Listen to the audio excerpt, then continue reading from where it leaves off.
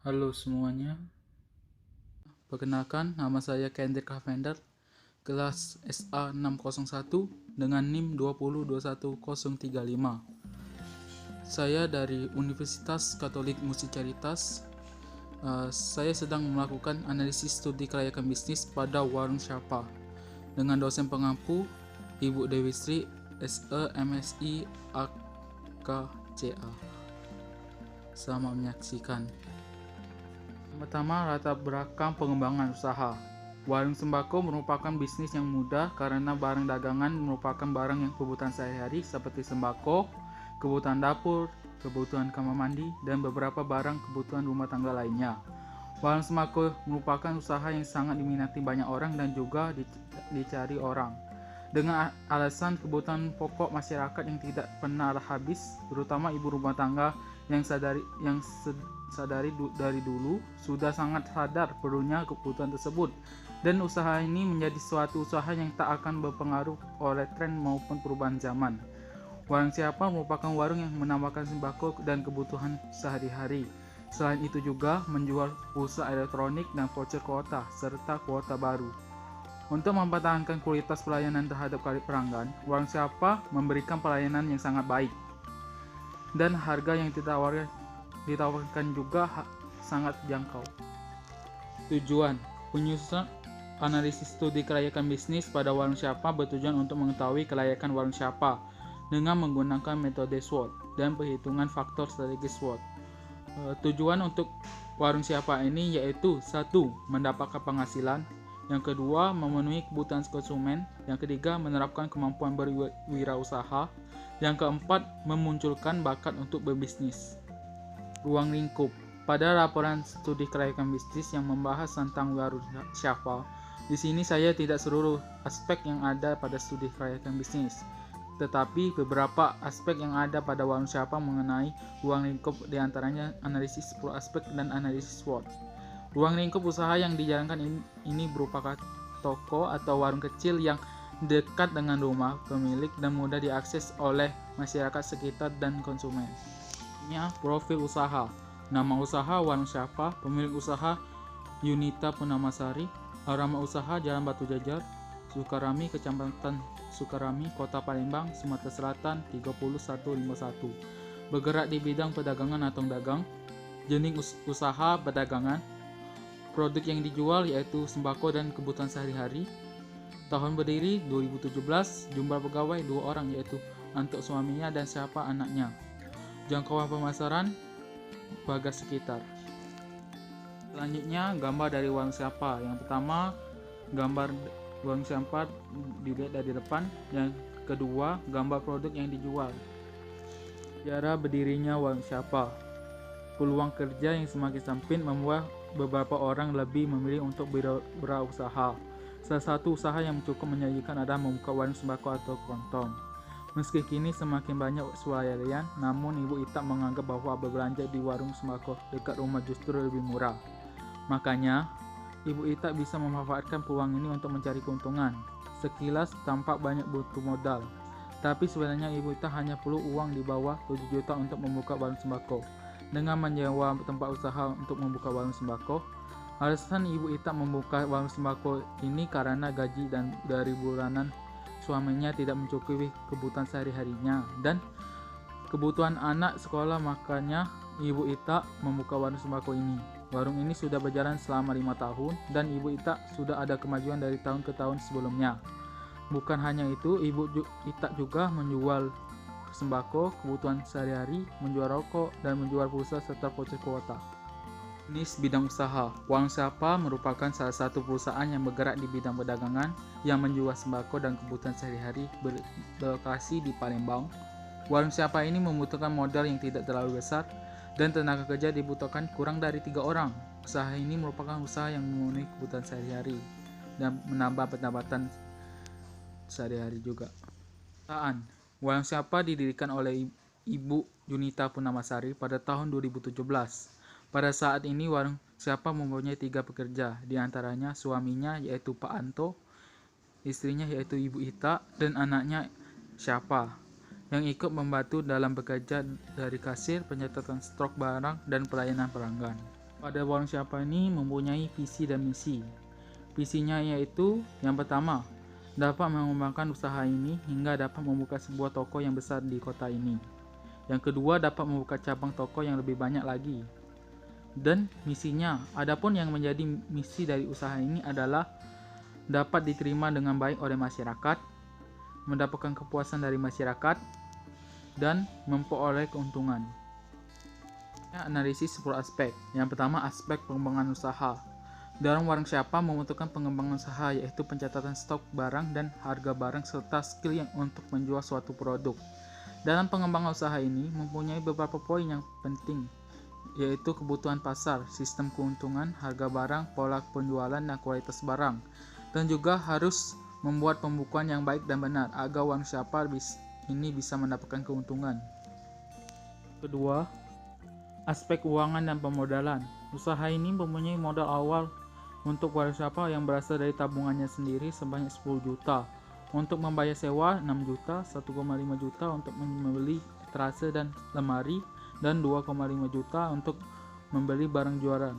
Dan sekarang mempunyai keuangan yang sudah lebih baik dan terus meningkat, sehingga penghasilan sebulannya sekitar 150 juta belum termasuk keuntungan bersih. Keuntungan yang didapat dari menjual suatu produk sebesar 1.000 atau sampai dengan 2.000 rupiah. Juga aspek manajerial dan pengelolaan. Warung siapa ini melakukan sistem pengelolaan barang dan tidak ada peraturan khusus atau prosedurnya, tetapi hanya diatur oleh pemilik usahanya, yaitu Ibu Ita. Yang keempat, yaitu aspek sumber daya alam. Barang-barang yang dijual di warung siapa ada beragam produk yang dijual dalam pembelian dilakukan di banyak tempat. Warung siapa biasanya membeli barang dari distributor atau agen penjualan dan sales. Dan sales juga datang ke tokonya untuk menawarkan produk yang ingin dijual oleh Ibu Ita.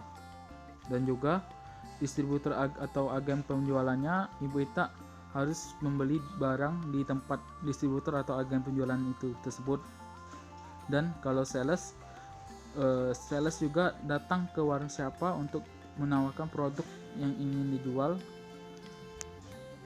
Aspek sumber daya manusia. Pegawai atau SDM yang ada di warung siapa adalah Ibu Ita, Pak Anto sebagai suaminya, dan anaknya sendiri yaitu siapa. Dan sumber daya manusia sangat dibutuhkan dalam bisnis ini.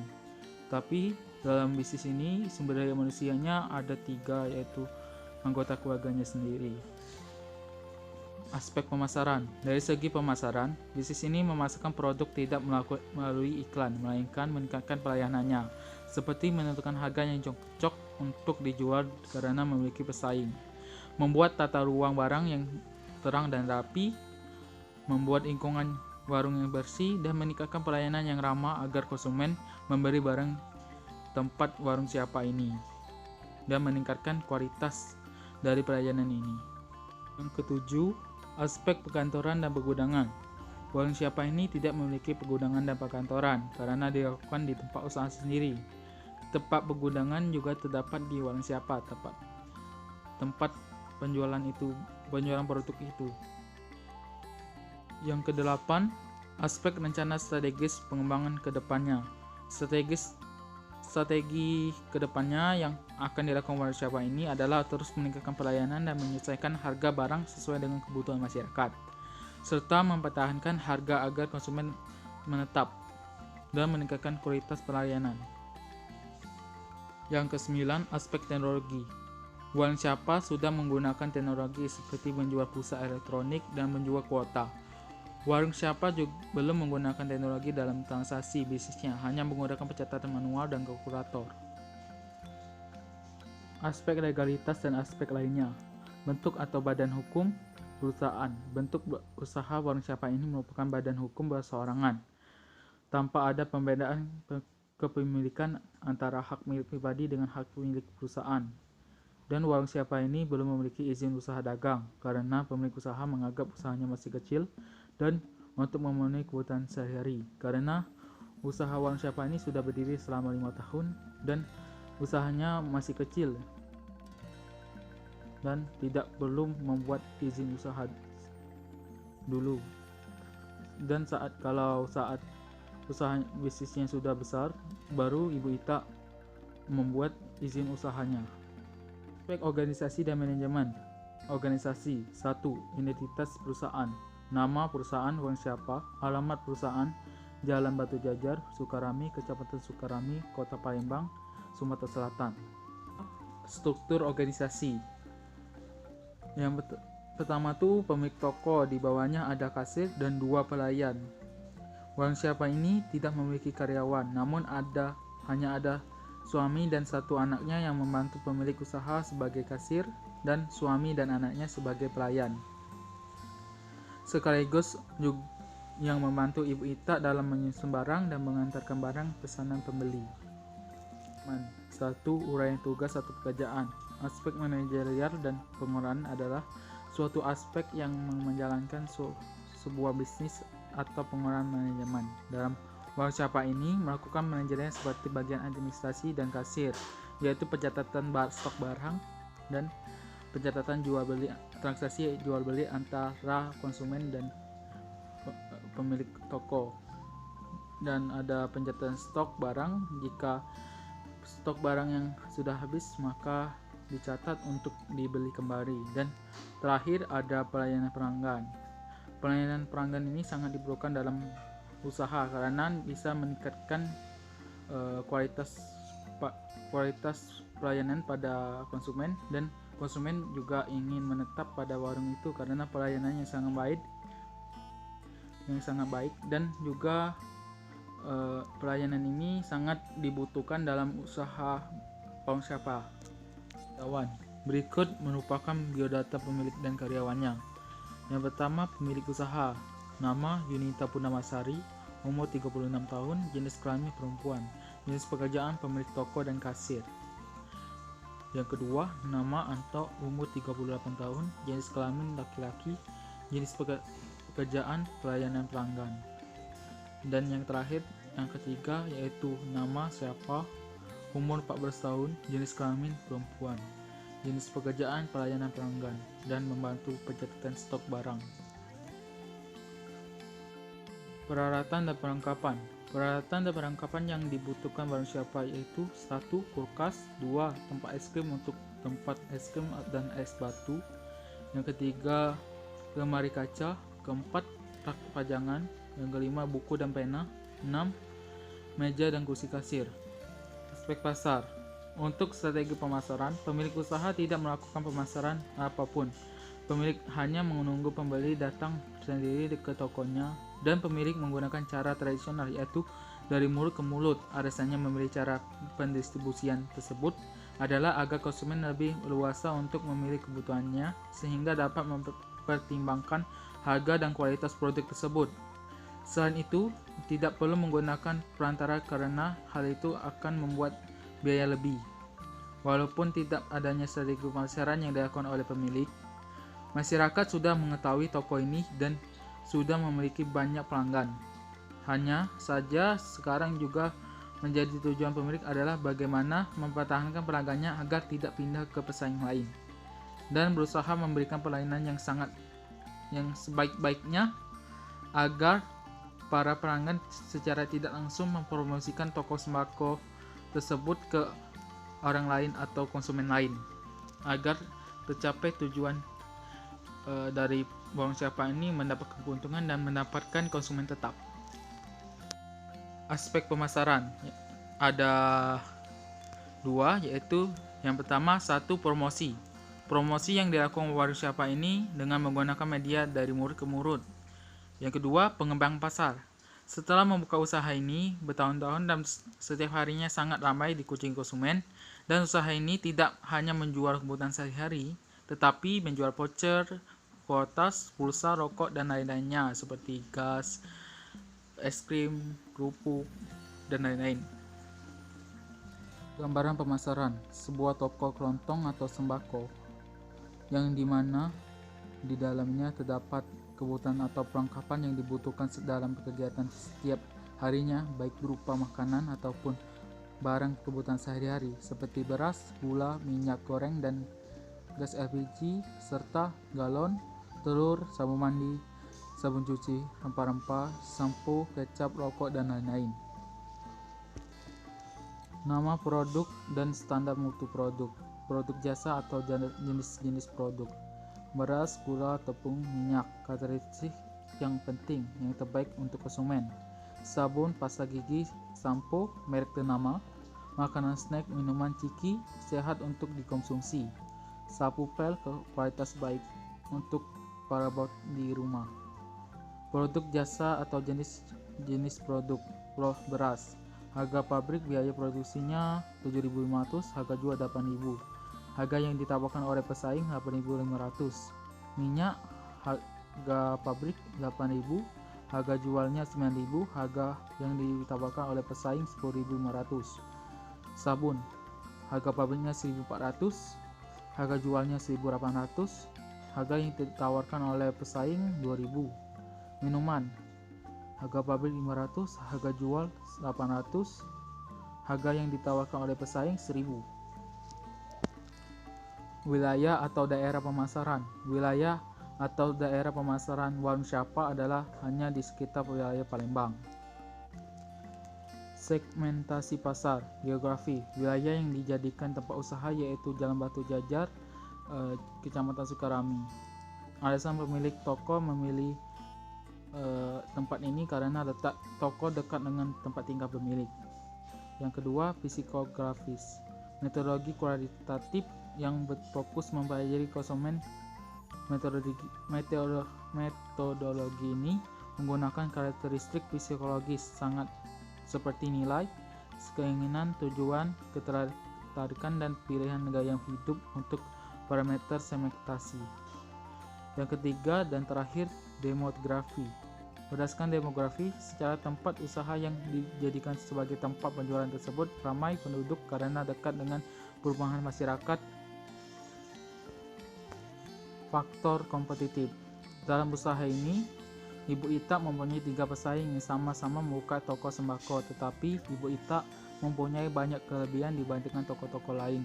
Di antaranya harga yang sedikit lebih murah, melayani penjualan grosir, tempat santai yang nyaman dan aman, produk yang dijual lebih banyak dibandingkan dengan toko-toko lainnya.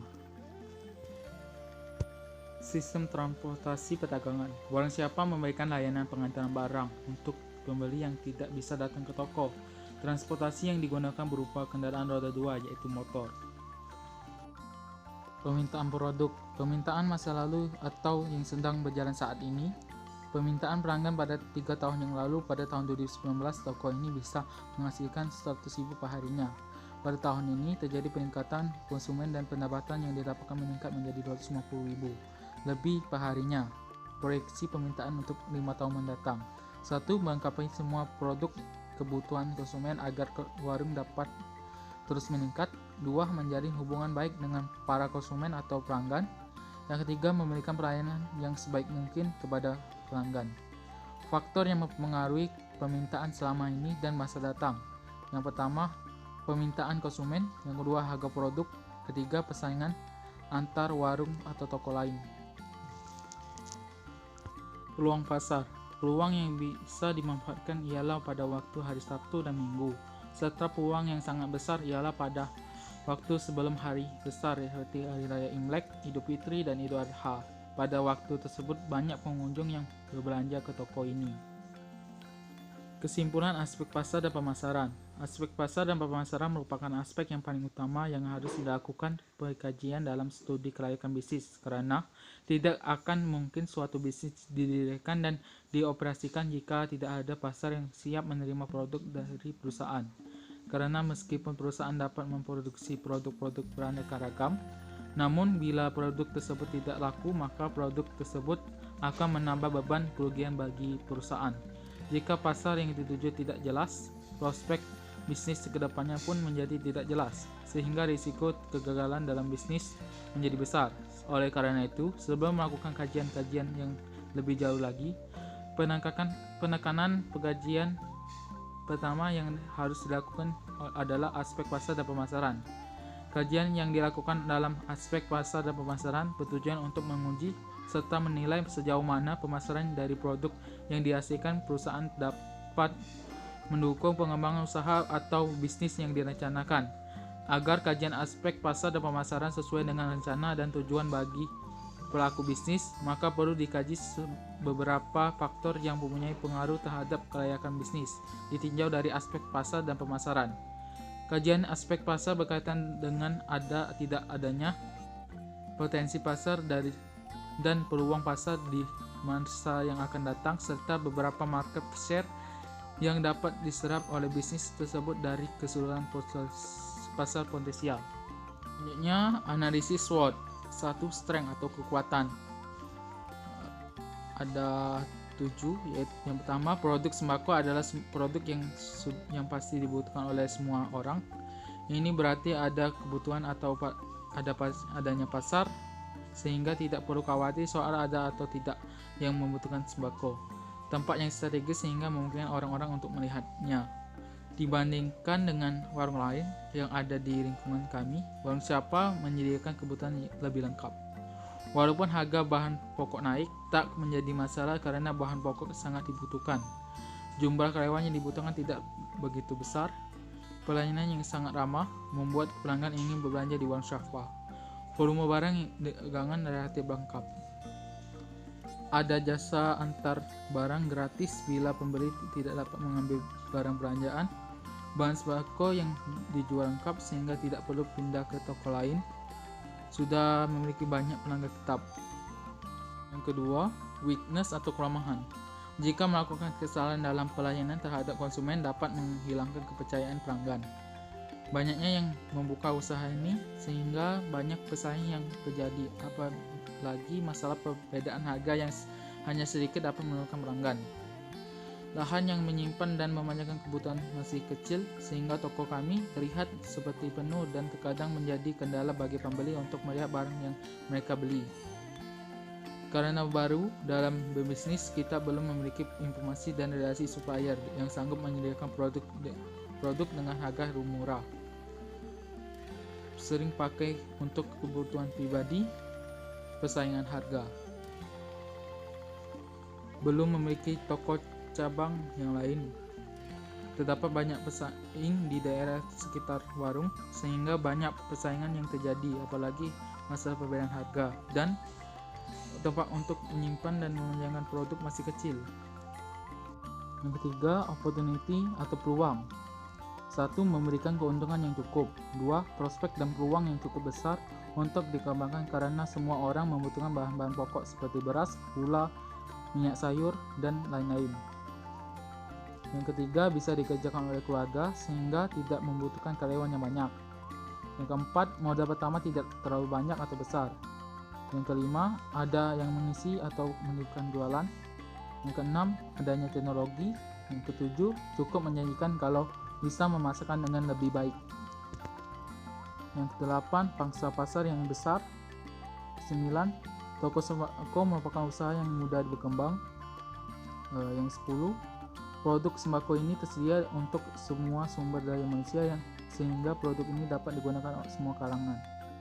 Yang ke-11, pendapatan yang lumayan tinggi karena banyaknya pelanggan tetap. Yang ke-12, prospek dan peluang yang cukup besar. 4. Threat atau ancaman. 1. Banyaknya toko sembako yang muncul membuat pelanggan semakin sedikit dan bisa-bisa toko tutup. Yang kedua, persaingan dalam pemasaran yang semakin ketat. Ketiga, kelangkaan stok barang. Keempat, dekat dengan minimarket atau supermarket. Yang kelima, ada jenis toko sembako yang dekat dengan toko ini. Dan terakhir, harga produk yang bersaing dengan kompetitor. Berikut tabel matriks EFE usaha warung Siapa, faktor eksternal, dan mendapatkan hasil. Nilai tingkat signifikannya 16, bobotnya 1, skornya 2,52. Tabel 2 yaitu faktor internalnya. Total tingkat signifikannya 10, bobotnya 1 dengan skor 3,2. Aspek keuangan. Modal awal, etalase, meja dan kursi 1,5 juta, rak, kalkulator, kantong plastik, dan lain-lain 1 juta. Persediaan produk 5 juta, totalnya 7.500.000. Biaya operasional, biaya listrik 150.000, transportasi 50.000, belanja dagangan 2,5 juta, total 2,7 juta. Omset pembulan. Omset harian rata-rata 250.000. Omset bulanan 30 dikalikan 250.000 sebesar 7,5 juta. Laba bersih per bulannya 7,5 juta dikurang 2,7 juta mendapatkan nilai 4,8 juta. Sumber pendanaan dan modal perusahaan. Sumber pendanaan dari warung siapa ini merupakan modal sendiri atau modal milik pribadi tanpa adanya pinjaman dari pihak lain atau bank maupun pinjaman dari pihak lain. Aspek sosial ekonomi. Untuk aspek ini, hal yang paling dirasakan efeknya adalah dapat meningkatkan ekonomi rumah tangga. Secara umum juga dapat meningkatkan perekonomian pemerintah dengan menambah peluang dan kesempatan kerja. Usaha warung siapa ini merupakan toko atau warung yang sudah lama berdiri sehingga warga sekitar sudah mengenal warung ini. Aspek teknis, sarana dan prasarana. 1. Lokasi perusahaan. Tempat usaha yang ini berada di dekat dengan perumahan masyarakat dan berada di tengah jalan sehingga memudahkan konsumen dalam mengetahuinya. 2. Kesediaan SDM pengolahan. Usaha ini tidak begitu membutuhkan keahlian khusus dan tidak membutuhkan sumber daya manusia yang terlalu banyak. Yang ketiga, sistem manajemen usaha. Sistem manajemen dalam usaha ini adalah pemilik sebagai pemegang keputusan tertinggi. Jadi, yang memimpin jalannya usaha adalah pemilik usaha tersebut. Para karyawan tidak mempunyai wewenang terkecuali jika si pemilik memberikan wewenang kepada karyawan. Aspek AMDAL. Warung siapa ini tidak memberikan dampak negatif bagi lingkungan. Limbah dari warung ini hanya berupa plastik dan kardus. Untuk sampah plastik biasanya dibawa pulang oleh ibu Ita dan kemudian dibakar di dekat rumah. Sedangkan untuk kardus biasanya dikumpulkan kemudian dijual lagi. Sehingga dapat dikatakan warung ini tidak menimbulkan limbah yang dapat merusak lingkungan sekitar.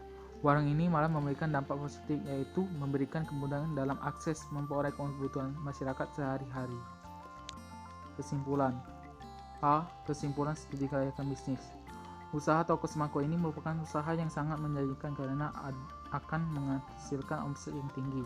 Namun wirausaha harus mempunyai kecakapan dalam melihat analisis SWOT sehingga dapat mengembangkan usaha dengan baik dan lancar, tidak menimbulkan kegagalan produksi di tengah jalan. Maka seorang wirausaha terus merencanakan usaha semaksimal mungkin agar usaha berkembang dengan cepat, dan juga seorang wirausaha harus memiliki inovasi yang agar konsumen terus berlangganan dengan usaha yang dijalaninya. Lokasi usaha dan dari hasil pengamatan dapat disimpulkan bahwa lokasi warung siapa lumayan strategis dan mudah dijangkau oleh masyarakat. Tenaga kerja atau SDM memberikan pelayanan yang sangat baik kepada konsumen. Menurut penelitian yang saya lakukan, maka saya dapat menarik kesimpulan bahwa warung siapa merupakan bisnis yang layak untuk dijalankan. B. Rekomendasi tindak lanjut. Rekomendasi tindak lanjut yang dapat diberikan adalah dalam hal pemasaran yang dapat dilakukan dengan cara mempromosikan produk di media sosial supaya bisa menciptakan banyak konsumen yang untuk membeli produk yang dijual. Terima kasih, sekian dari saya. Mohon maaf jika ada salah kata dan bahasa saya. Terima kasih. Dan ini hasil gambar dari usaha warung siapa.